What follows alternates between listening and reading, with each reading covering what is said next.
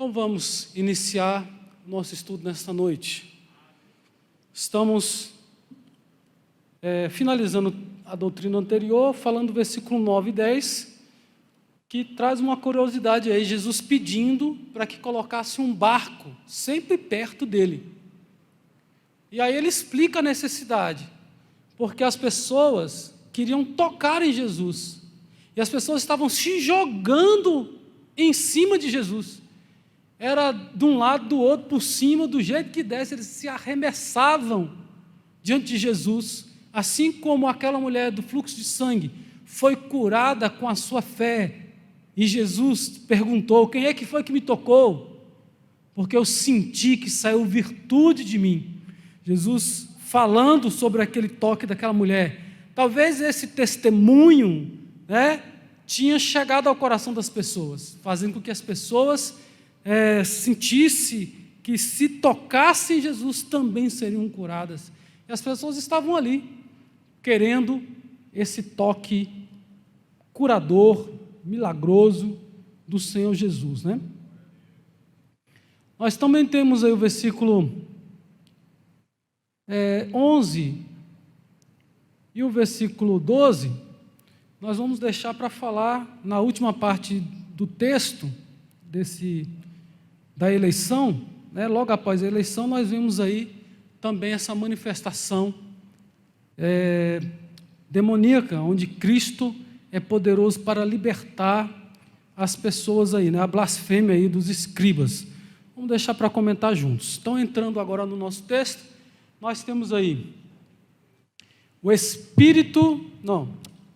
versículo 13, e subiu ao monte e chegou para aquele, e chamou para si o que ele quis, e vieram a ele. Lucas vai dizer que depois que Jesus orou, ele sobe ao monte. Aqui ele está dizendo que Jesus subiu ao monte, está igual Lucas, só que Lucas diz que antes dele descer desse monte, quando ele sobe ao monte, Jesus passa a noite em oração. Só depois ele desce para chamar os seus discípulos. O livro de Marcos é muito rápido, ele vai direto ao ponto. Ele omitiu a oração e já foi direto para a eleição, Subiu ao monte e fez a eleição aí. Agora, Marcos, ele diz que Jesus chamou para si o que ele quis. Amém? Então a gente fica feliz de entender que o chamado do Senhor Jesus é Ele em quem faz. A Bíblia diz que antes que nós escolhêssemos Ele, Ele já tinha nos escolhido. Antes que eu e você viesse a amar a Jesus pelo que Ele já fez por nós, Ele está dizendo: eu os amei primeiro. Jesus nos escolheu primeiro, nos amou primeiro. Louvado seja o nome do nosso Deus. Diante dessa grandeza, desse Deus poderoso, desse Senhor e Salvador, Jesus Cristo. Agora, está dizendo aí que Ele nomeou 12 para que estivessem com Ele e os mandasse a pregar e para que tivesse o poder de curar as enfermidades e expulsar os demônios. Versículos 14 e 12 diz que Jesus chamou o número de 12 e deu uma missão para esses 12: pregar a palavra, curar os enfermos e expulsar demônios. Era exatamente o que Jesus estava falando. Era exatamente o que Jesus estava fazendo. Jesus estava anunciando o reino de Deus, estava pregando a palavra. Jesus estava curando os enfermos e todo e qualquer tipo de enfermidade. Jesus era poderoso para curar. E também expulsando demônios. Nós já vimos várias manifestações e algumas genéricas dizendo que Jesus expulsava vários demônios, várias pessoas estavam demoniadas e todas alcançaram essa libertação dessa escravidão que Satanás trazia sobre eles.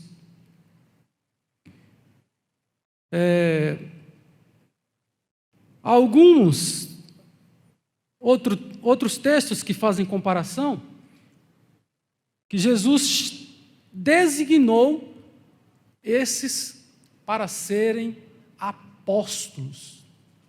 Essa palavra apóstolo está no livro de Lucas, e o significado dela é enviado. Ela vai aparecer na Bíblia aproximadamente 81 vezes, apenas no Novo Testamento. Nos Evangelhos, apenas 9 vezes, se contarmos com uma vez que aparece em João, que já é traduzido por enviado, que é o significado de apóstolo, 10 vezes. 30 vezes no livro dos Atos dos Apóstolos aparece a palavra, ela é repetida, essa palavra apóstolo. E todas as outras cartas, de Efésio até Apocalipse, as paulinas, as universais, até o Apocalipse, vai mencionar a palavra apóstolo 41 vezes. Então a palavra apóstolo é uma palavra que quem deu o título a primeira vez foi o próprio Jesus, segundo Lucas, e essa palavra ficou direcionada apenas aos 12, embora, quando nós estamos estudando, vai aparecer Paulo é apóstolo, Paulo e Barnabé são enviados por Antioquias. Então, nesse sentido de enviado, ele foi enviado, ele é um apóstolo, no sentido próprio da palavra, aquele que é enviado para poder fazer a obra, Então, o enviado é delegado, mensageiro, que mais? Professor cristão, pode ser também um sentido. Nós temos como apóstolo, como eu já disse, Paulo e Barnabé, Timóteo e Silas também são colocados juntos com os apóstolos. Os apóstolos estavam em tal lugar, e Timóteo, fui ter encontro com os apóstolos, não encontrei lá a não ser Pedro, estava lá Paulo e Barnabé. Então, muitas vezes eles são colocados entre os apóstolos aí também. Essa intenção de falar sobre isso é porque hoje existem muitas igrejas que estão utilizando o título de apóstolo. E há algumas igrejas que entram nessa questão. É certo ou errado ficar falando, intitulando o nome? Eu não vou entrar nessas polêmicas, mas Jesus se referia aos 12, quando ele colocou o nome de apóstolo. Todos os 12 foram chamados por Jesus. Quando Judas Iscariotes cai, peca e se suicida, o Pedro se levanta e, junto com os demais, faz uma votação e escolhe outro para colocar no lugar, porque tinha uma profecia falando sobre isso. Deem a outro o seu episcopado, o seu bispado, deem a outro. Então Pedro faz isso, elege entre aqueles que acompanharam Jesus desde o início do batismo lá nas águas, em que João Batista batizou Jesus, até a serem testemunhas também do evento da ressurreição. Então, isto é o que seria apóstolo. Porém, o próprio Paulo é chamado por Jesus. Jesus se manifesta a ele através de visões, não só naquele caminho de Damasco, onde ele cai do cavalo, como também outras revelações que ele tem. Nós podemos citar a ceia, Eu vos entreguei aquilo que eu também recebi do Senhor Jesus, diretamente de Jesus. Em algumas vezes ele falava assim, não foi os outros discípulos que me chamaram, não foi os outros discípulos que me escolheram, que me mandaram fazer, foi o próprio Jesus que me apareceu e falou comigo. Se a gente for observar, nós vamos ver uma visão dele também, que ele fala, eu não sei, eu conheci um homem que não sei se foi no corpo ou se em espírito, mas ele foi arrebatado até o terceiro céu, e todos esses momentos, esses mistérios, essas revelações, esses contatos sobrenaturais, ele tinha revelações do próprio Senhor Jesus Cristo. Louvado seja o nome do Senhor. Ele chega a dizer que coisas que nunca chegou ao coração do homem, nunca chegou à imaginação, à mente do homem, são as coisas que estão preparadas para a igreja, para aqueles que vão vencer em nome do Senhor Jesus, que vão vencer o mundo e permanecer fiel a esse Deus. Amém? Então nós temos aí esta palavra, tanto apóstolo como também a palavra designado. Eu joguei nas nossas redes sociais hoje assim: há vários relatos sobre o chamado dos discípulos nos evangelhos, que podem ser divididos em duas fases. Os discípulos são chamados. Se a gente for ver no capítulo 1, a gente tem chamada de discípulo.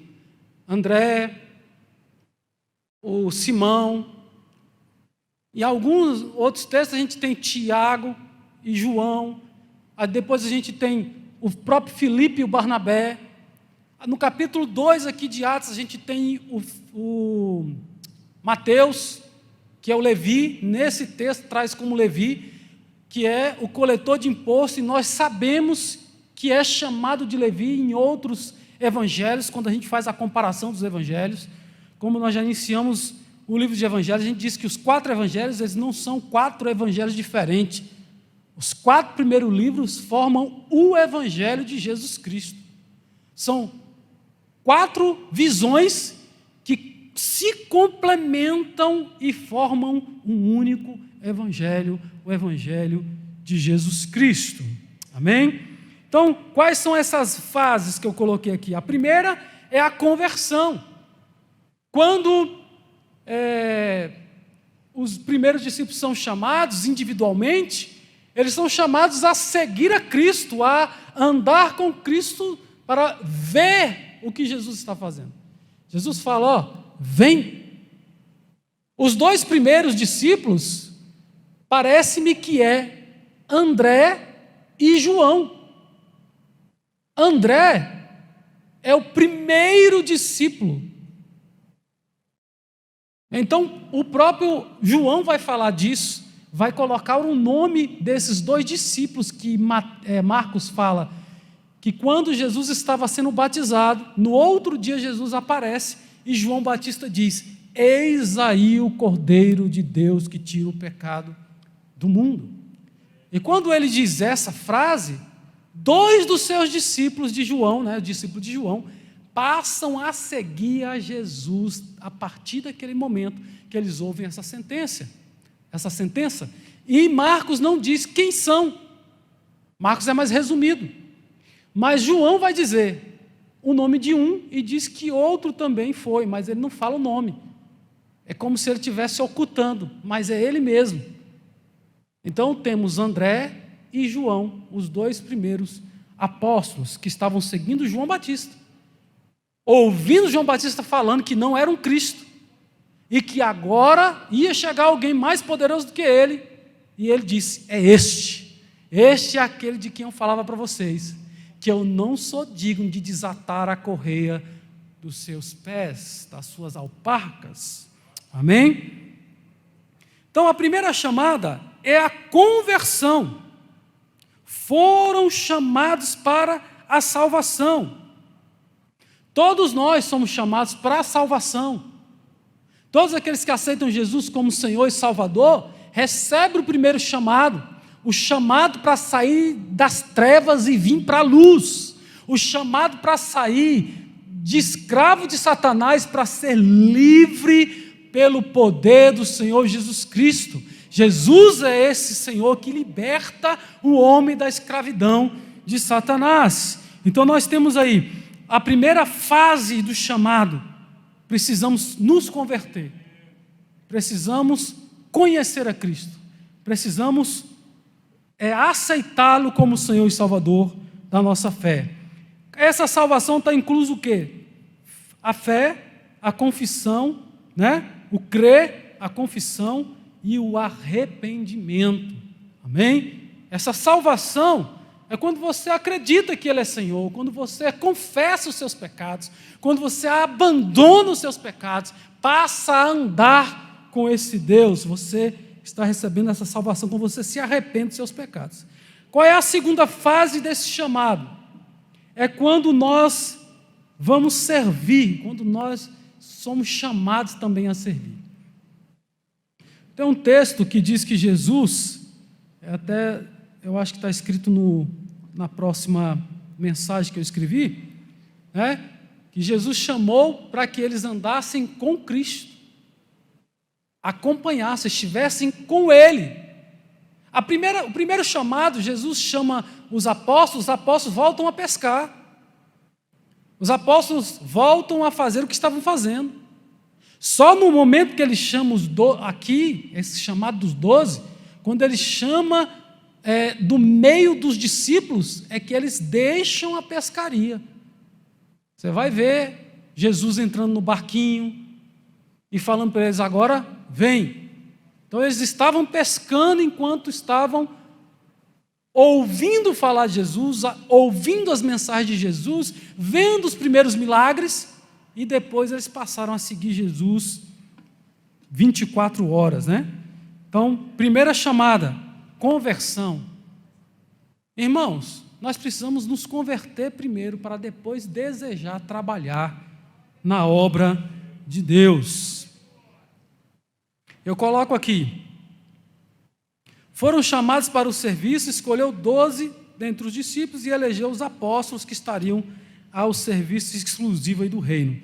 A inversão desta ordem quer dizer fazer a obra de Deus sem ser convertido, sem receber a conversão, sem confessar os pecados, sem ter arrependimento, sem se aproximar verdadeiramente de Jesus. Inverter essa ordem é motivo do surgimento de muitos nécios e neófitos no exercício do ministério. Em muitos casos, os escândalos na obra de Deus.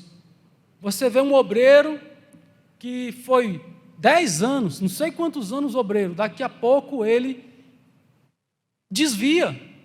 Já teve pastores de campo, um pastor que eu conheço, que abandonou a igreja, o campo, o ministério, e foi ser chefe de uma mesquita. Foi liderar uma mesquita. Se tornou muçulmano. Então nega que Jesus é o Filho de Deus. É complicado. Nós vemos pessoas que estão andando com Cristo, dizendo que amam a Deus. Daqui a pouco você vê a pessoa dizer que não tem nada a ver, que estava ali, mas não sabia bem o que queria. É porque primeiro começou a cantar, pegou fama, e depois esqueceu do que estava fazendo.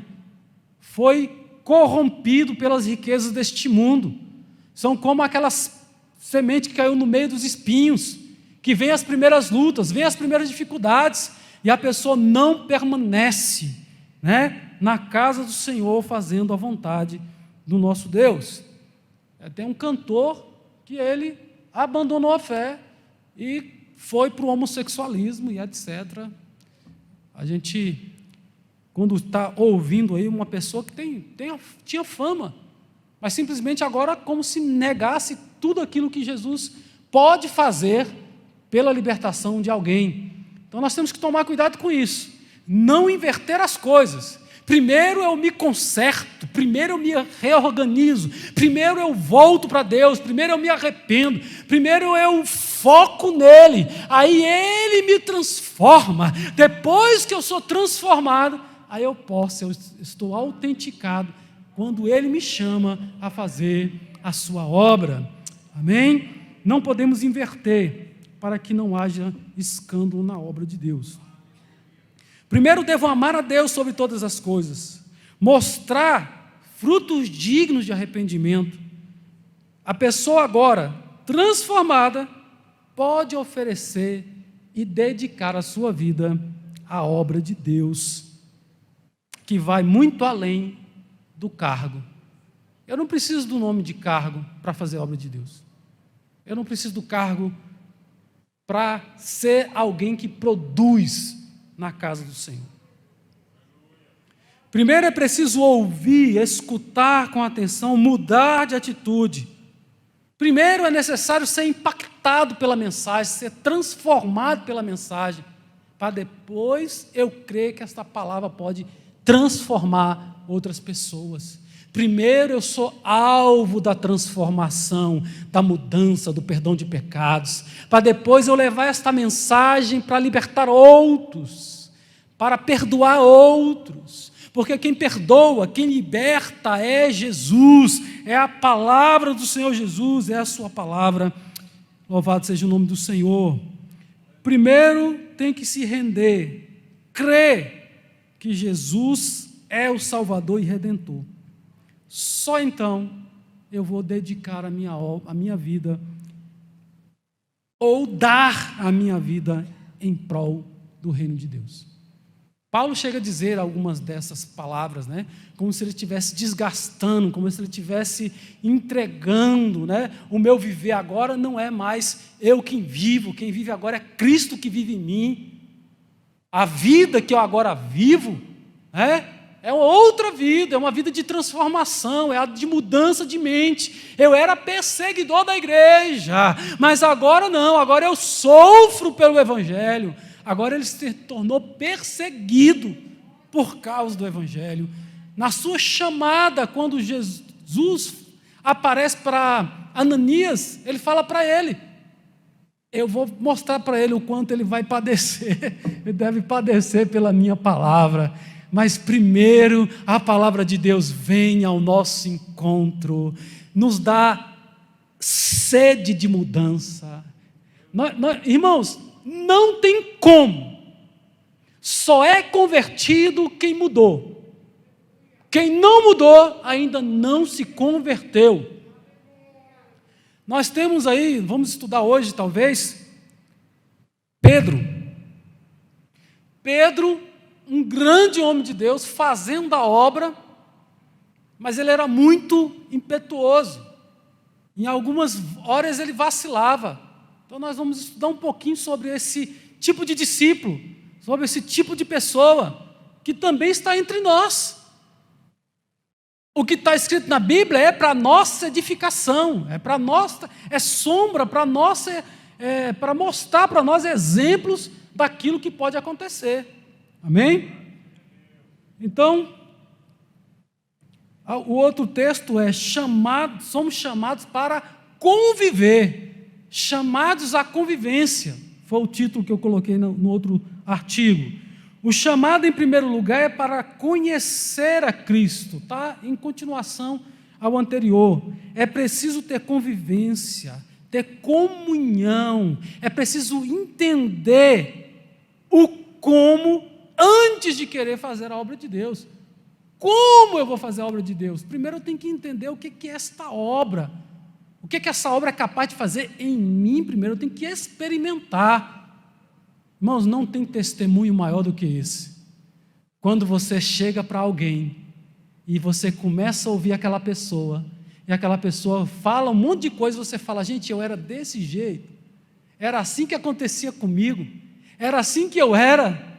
E aí você pode dizer, eu também fui assim, mas um dia eu aceitei esse Senhor como Salvador da minha vida, e Ele mudou a minha vida, Ele transformou os meus desejos. Eu era impossível, eu queria fazer a vontade da carne, mas um dia o Espírito Santo entrou na minha vida, iluminou a minha mente, e me transformou o meu caráter, mudou a minha maneira de ver o mundo, de andar nesta terra. É a presença desse Espírito Santo em nós.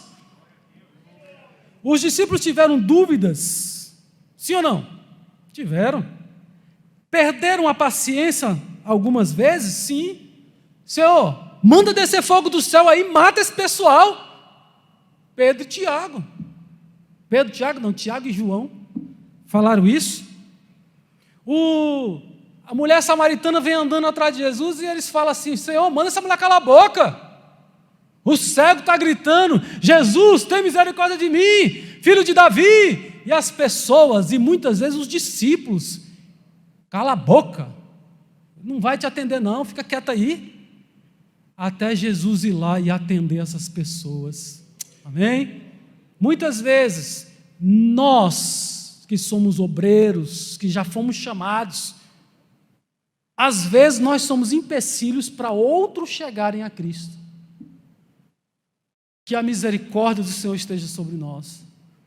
Que nós não sejamos empecilhos. Que a maneira que eu ande nessa terra, que eu dou testemunho, seja uma maneira que glorifique a Deus. Louvado seja o nome do Senhor. Tenho que glorificar a Ele. Então os discípulos, eles tiveram dúvidas, eles tiveram falta de paciência em alguns momentos. Eles não conseguiram entender tudo que Jesus falava. Quem entende a Bíblia toda aqui, levanta a mão. Vou abaixar a mão. Porque entender capa a capa, tem alguns textos que a gente lê, a gente tem que estudar muito para entender. Mas eu vou perseverando em estudar esta palavra, em conhecer esta verdade. Este é um desejo do discípulo. Desejar conhecer a esse Cristo. Eu preciso, em primeiro lugar, conhecê-lo, andar com Ele, para depois querer fazer a sua obra. A convivência com Jesus mostrou que o processo desse chamado para a gente ir para o céu é longo e duradouro. Ele não é instantâneo, está salvo. Não precisa fazer mais nada. Até quem crê na eleição diz que o eleito não cruza os braços. Então, meus irmãos, não existe esse negócio de cruzar braços diante da fé, diante da obra, diante do chamado de Cristo. Eu não cruzo os braços. Eu ouço, vou vencendo os desafios, vou vencendo aos poucos, compreendendo o chamado de Deus na minha vida e vou caminhando em direção à Nova Jerusalém.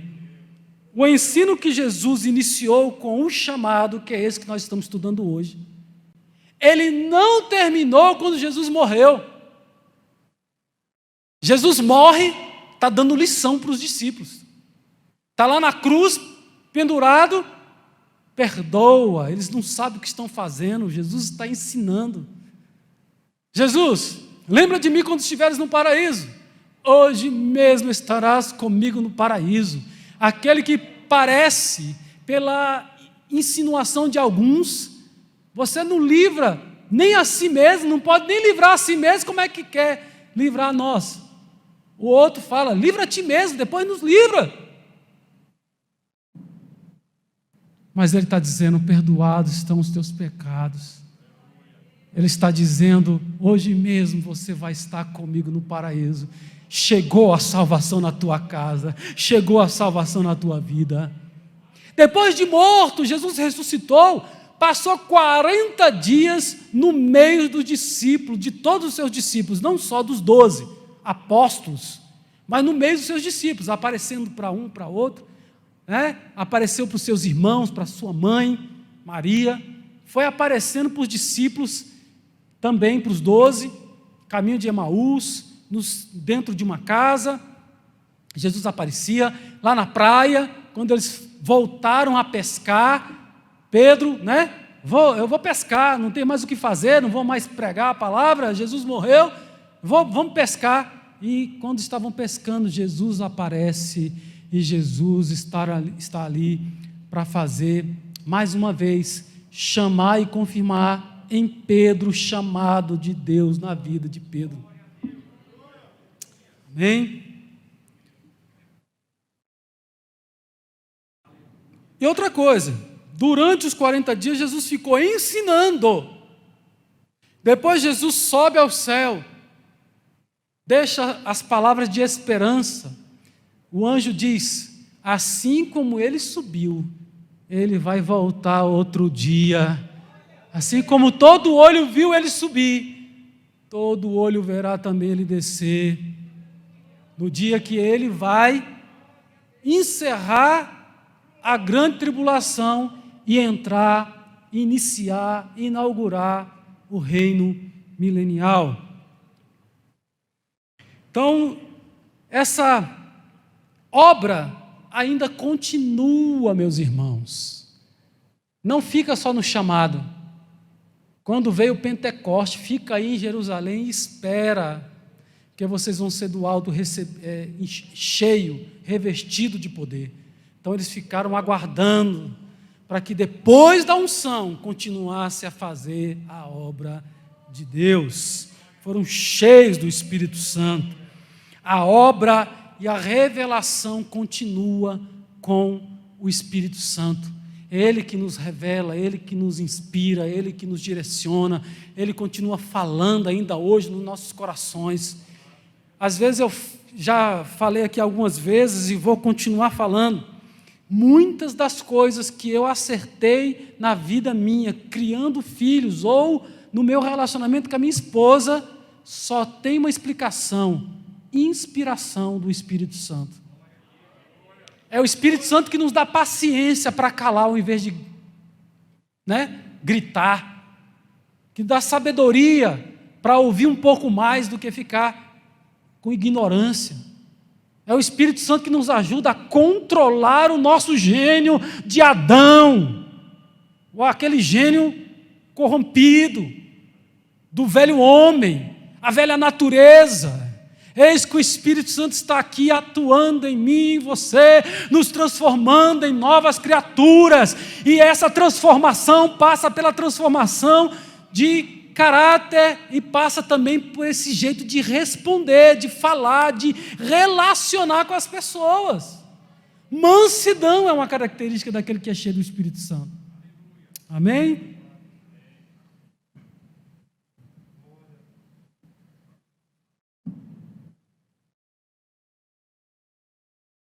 Amar a Deus sobre todas as coisas.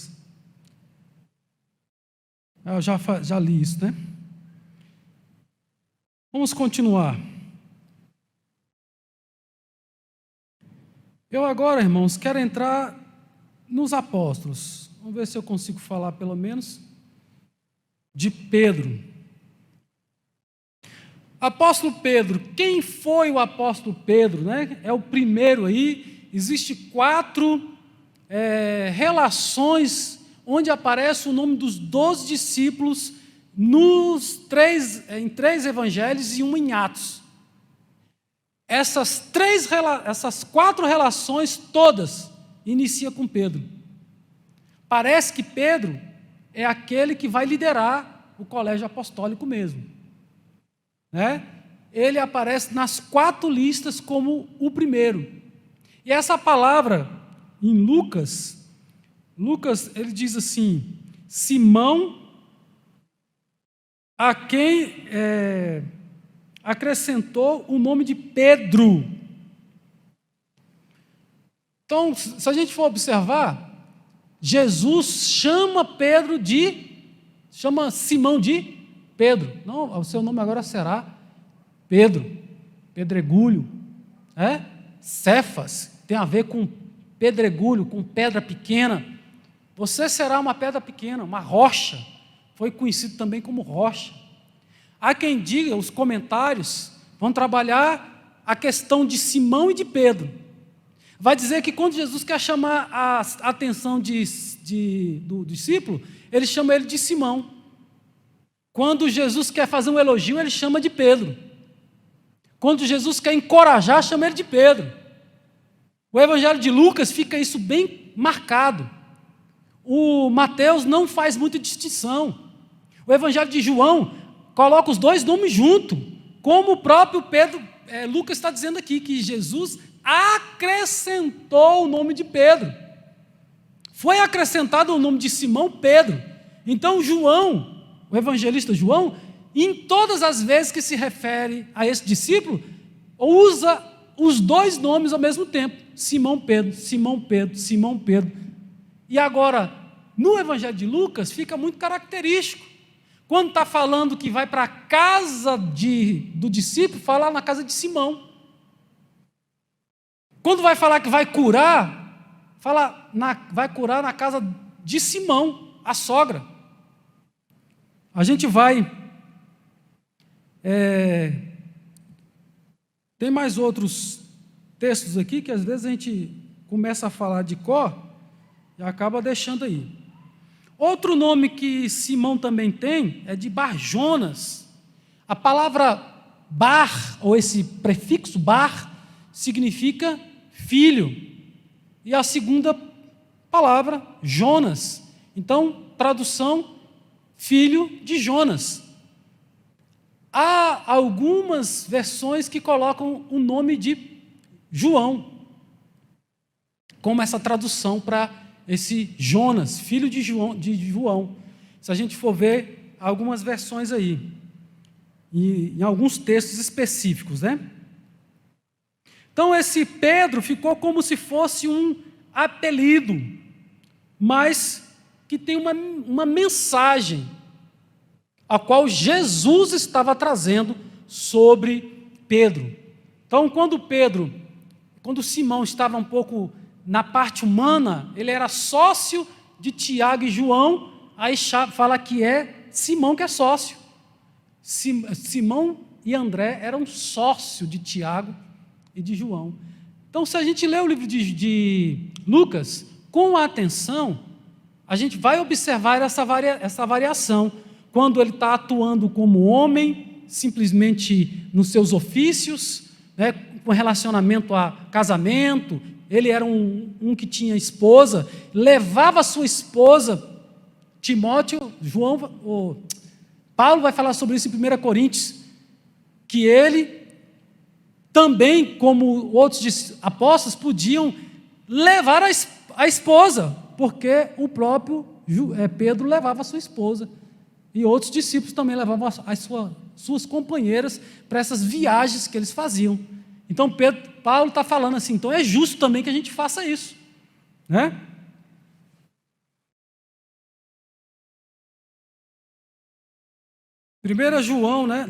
Evangelho de João, capítulo 1, versículo 42, é que Jesus fala, olhando Jesus para ele, diz, tu és Simão, filho de Jonas, em algumas versões, filho de João, tu serás chamado Cefas, que quer dizer Pedro. Jesus dá o nome para ele de Pedro, mas não só chama ele de Pedro, chama ele também de Simão, como eu disse. A intenção é reforçar o que Jesus gostaria que ele fosse. Eu quero que você seja rocha, eu não quero que você seja inconstante, eu quero que você seja vigoroso, que você tenha ousadia para fazer a obra do Senhor. Pedro, irmãos, era o primeiro a aceitar o desafio e às vezes o primeiro a arregar. Era o primeiro a entrar com ímpeto de cabeça e às vezes o primeiro a voltar atrás, né? Então a gente vê aí ele falando em alguns momentos aí com esse sentido, né? O próprio Tiago, capítulo 1, versículo 8, vai dizer, homem de ânimo dobre, inconstante em todos os seus caminhos. Então, quando chamava de Simão, era essa segunda natureza, tem a ver aí com essa parte humana de negócios, coisas que ele tinha que fazer como pescador, né, como sócio aí de Tiago e João, como nós já falamos.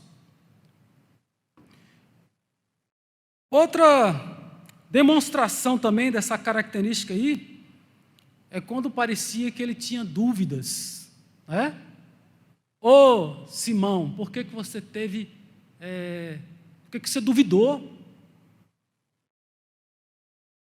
Quando às vezes ele faz aquela declaração, tu és o Cristo, Filho do Deus vivo, logo depois o próprio Jesus vai chamar ele de Satanás, de diabo, porque agora ele está agindo já com a velha natureza, voltando atrás, errando.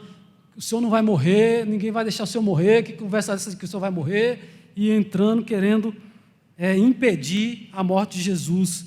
E Jesus fala para ele, Simão Pedro, prostou-se aos pés de Jesus, Senhor, retira-te de mim, porque sou pecador.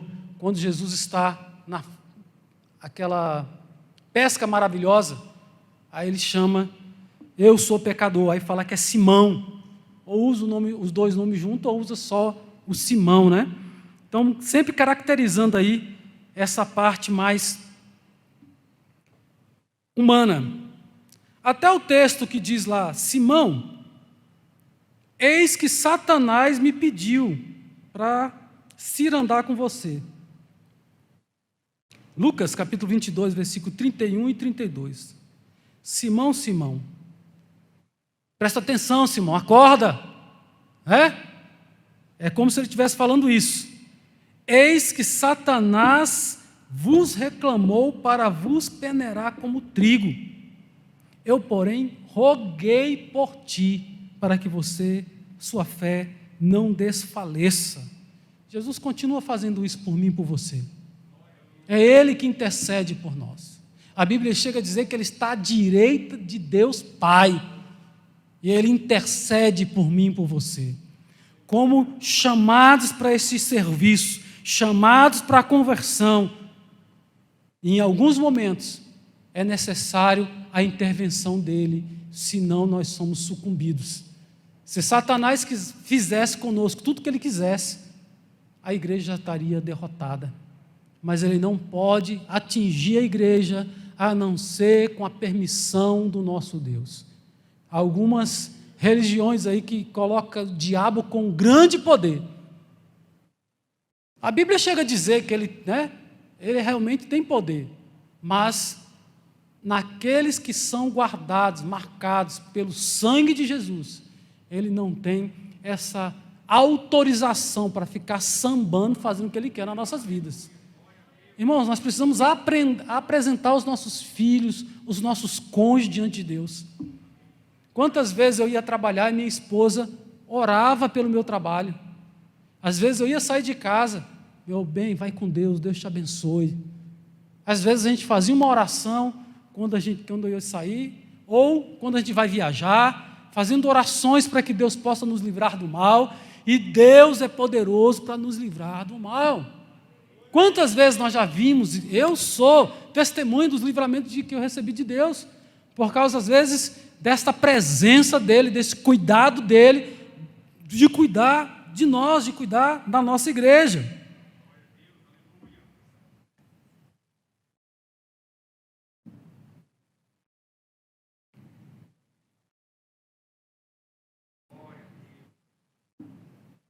Eu voltei o texto aqui, né? Então, quando Jesus está predizendo esse momento da negação, Jesus chama ele de Simão. Simão, Simão, Simão, acorda. Você é rocha, mas de vez em quando você deixa a desejar. Então, o que Deus quer para mim é uma coisa. E às vezes, aquilo que eu estou manifestando com a minha atitude, com a minha falta de fé. Irmãos, a gente às vezes critica Pedro, porque ele afundou no mar. Mas Pedro teve iniciativa. Pedro teve determinação. Quando Jesus estava vindo sobre as águas, os outros discípulos falaram assim, é um fantasma. E Jesus falou assim, sou eu, calma. E Pedro fala o quê? Se é o Senhor, manda eu ter contigo sobre as águas. Às vezes esse ímpeto de fazer a obra é bom.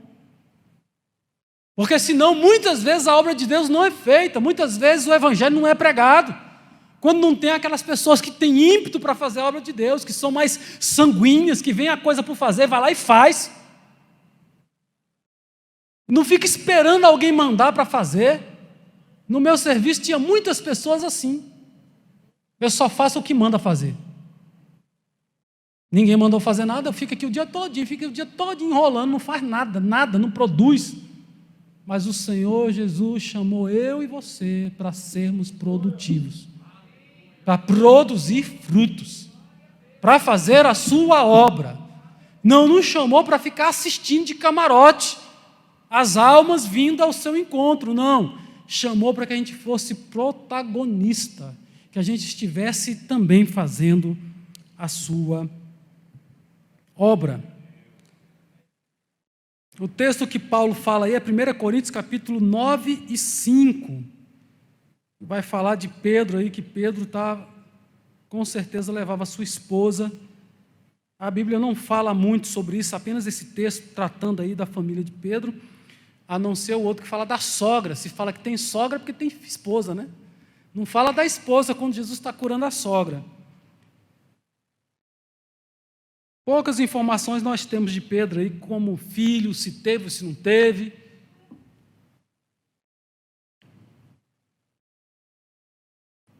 Nós temos aí Mateus 10:2. Ora, os nomes dos 12 apóstolos são estes. Primeiro, Simão. E diz no original essa palavra primeiro como líder. Não é o primeiro da lista. Mas no original se refere à liderança. Então, quando Mateus coloca, Mateus já está reconhecendo a liderança de Pedro. Quando todos os outros vão escrever, estão reconhecendo a liderança de Pedro, colocando ele em primeiro lugar. Você vai observar que sempre o primeiro é Pedro e o último é Judas Iscariotes. Ainda vem escrito que era aquele que o havia de trair, ou o traidor. Então, o primeiro não muda e o último não muda. Dentro tem umas pequenas mudanças. De Marcos para Lucas, André, que é o quarto nome em Marcos, é o segundo em Lucas. Eu acho melhor assim, a de Lucas, porque trata os irmãos. Traz Pedro e André são irmãos, Tiago e também o próprio João, que são irmãos.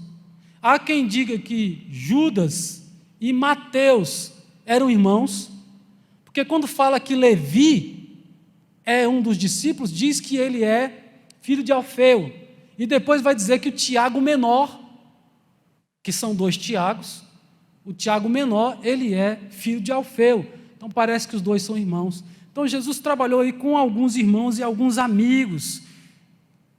Filipe e Bartolomeu, ou Natanael.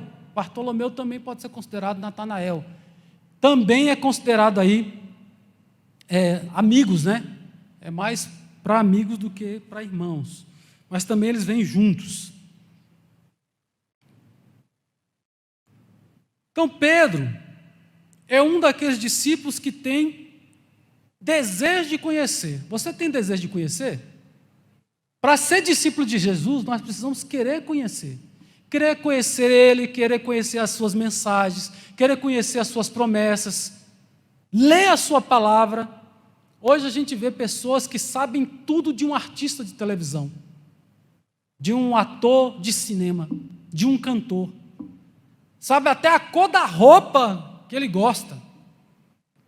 Sabe até a comida que ele gosta de comer. E às vezes, crentes não sabem nem qual o nome dos 12 discípulos. Aí, quando eu vou estudar, a gente entende também por que nós não sabemos o nome dos 12 de cor. Porque, às vezes, Mateus é chamado de Levi, às vezes, Judas é chamado de Tadeu, às vezes, o Simão é chamado só de Pedro. Então, algumas vezes, tem alguns nomes, o Natanael é chamado de Bartolomeu. Então, não é Natanael e Bartolomeu. Os 2 são apenas um. A gente tem que estudar mesmo para identificar essas coisas. Então, a lista, às vezes, é um pouco complicada. Então, Pedro, ele fazia perguntas. No final do sermão, ele falava: Jesus, mas isso aqui eu não entendi.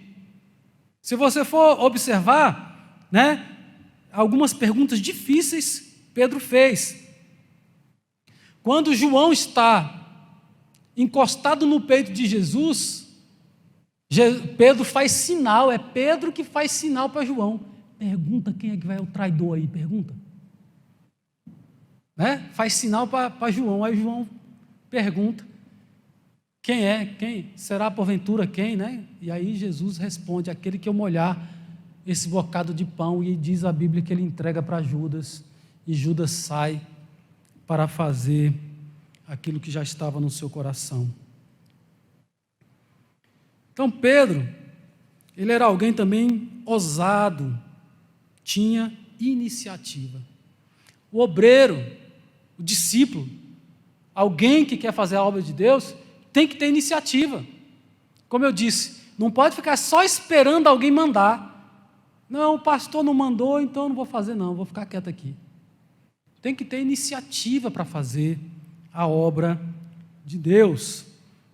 Pedro não só fazia pergunta, mas Pedro também era um dos primeiros a responder as perguntas. Quem que as pessoas estão dizendo que eu sou? Um está dizendo que o senhor é João Batista, outros estão dizendo que o senhor é Jeremias, outros estão dizendo que é Elias, ou qualquer um dos profetas. E vocês, que diz que eu sou? Aí, antes que alguém respondesse, Pedro já fala rapidamente. Amém? Então, ele tinha iniciativa, ele não se conformava apenas em ouvir, ele perguntava, ele queria entender, ele tirava dúvidas. E por isso ele se tornou um dos mais proeminentes dos apóstolos. Porque ele teve essa iniciativa, né? Esse desejo aí de responder.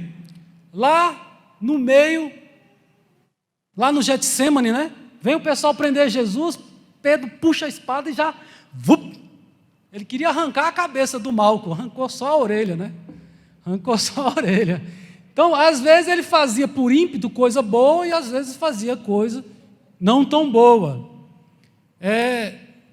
Uma das qualidades de alguém que tem o temperamento mais forte, mais sanguíneo, é ser decidido, é fazer as coisas logo, é ter resposta pronta na ponta da língua. Eu acho que eu tenho um pouco desse negócio de resposta na ponta da língua.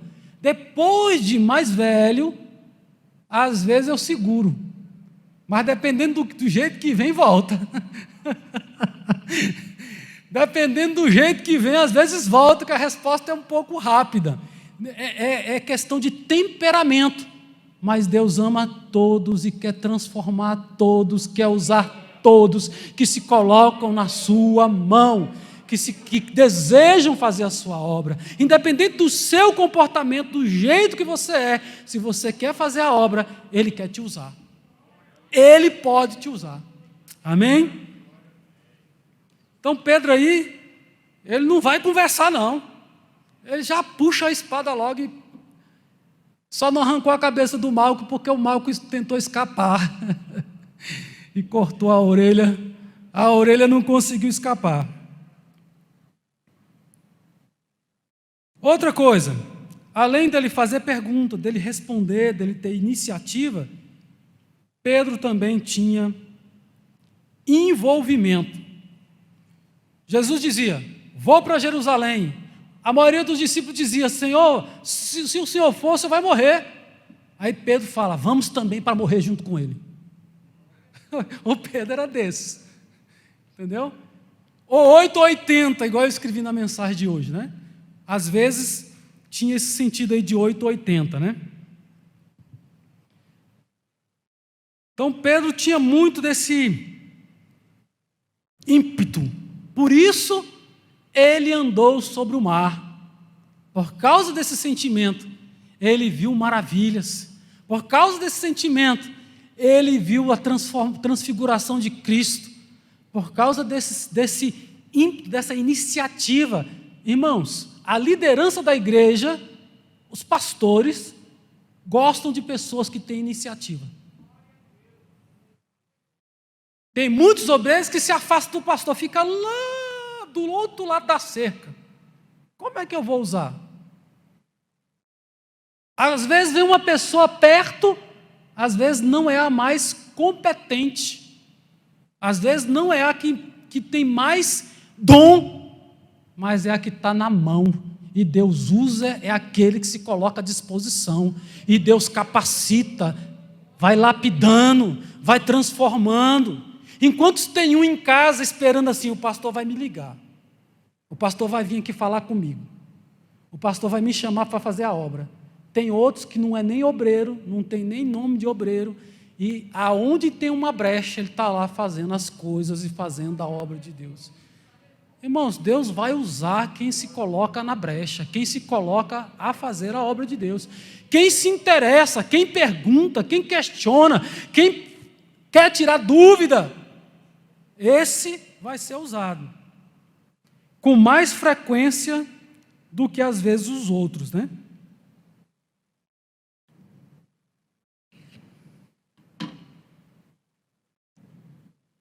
Só que Pedro também tem suas qualidades aí difíceis, né? Pedro vai negar a Jesus. Jesus fala para ele, ainda hoje você vai me negar 3 vezes. Antes que o galo cante, você vai me negar 3 vezes. E diz a palavra que quando o galo cantou, Pedro troca os olhares com Cristo. E a Bíblia diz que Pedro se lembrou que Jesus havia predito que ele iria negá-lo. E diz a palavra que Pedro chora. Como é bom o obreiro, quando tem suas dificuldades, conseguir ter esse olhar com Cristo e entender aonde errou, aonde eu preciso melhorar e mudar de vida. Jesus continua tratando Pedro como alguém que ele deseja, que ocupa essa posição de rocha, de primeiro, de primazia. Chama os discípulos e a Pedro. Os discípulos ele põe no nome geral, ele não chama João pelo nome, Tiago pelo nome, mas o obreiro ferido, o obreiro que está necessitando agora de ser reconduzido, renovado, ele chama pelo nome. E a Pedro.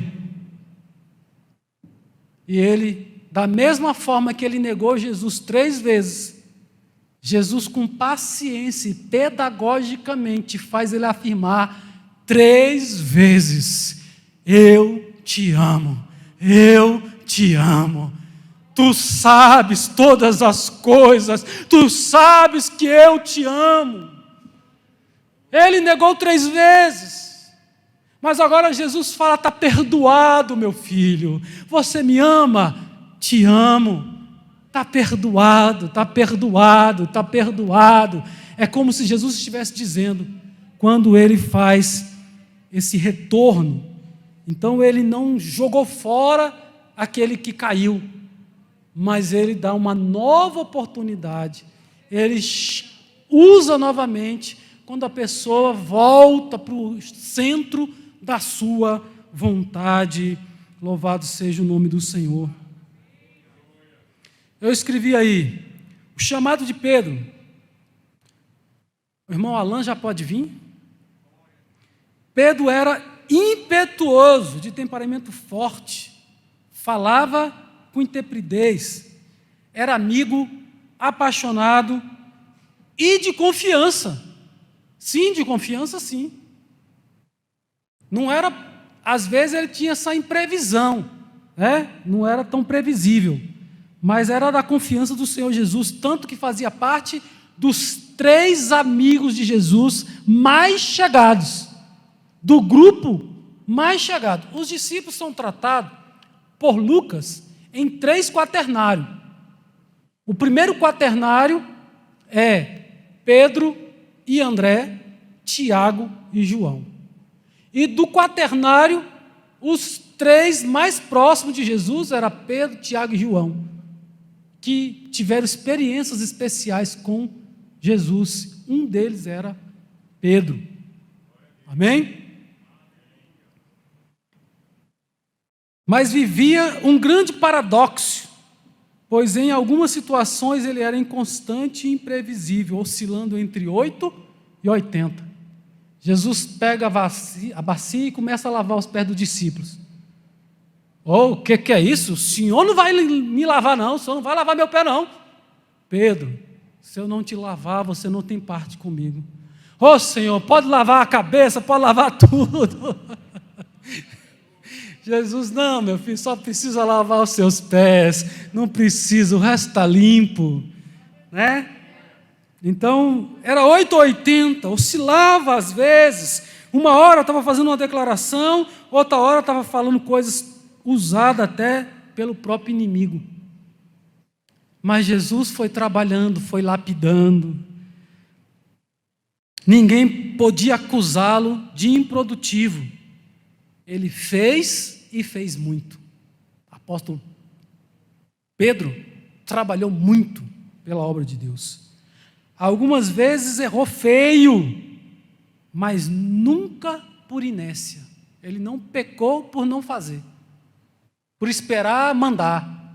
Ele tinha iniciativa, ele tinha vontade de aprender, vontade de questionar. Às vezes questionava e sempre era respondida às suas perguntas. Era um discípulo sendo forjado pelo mestre. Aos poucos, tornou-se um dos mais proeminentes dos apóstolos. Esse discípulo ficou marcado pelo alto grau de iniciativa e determinação. Andou sobre o mar, viveu experiências extraordinárias e após a ressurreição de Jesus, recebeu a confirmação do seu chamado. Amém?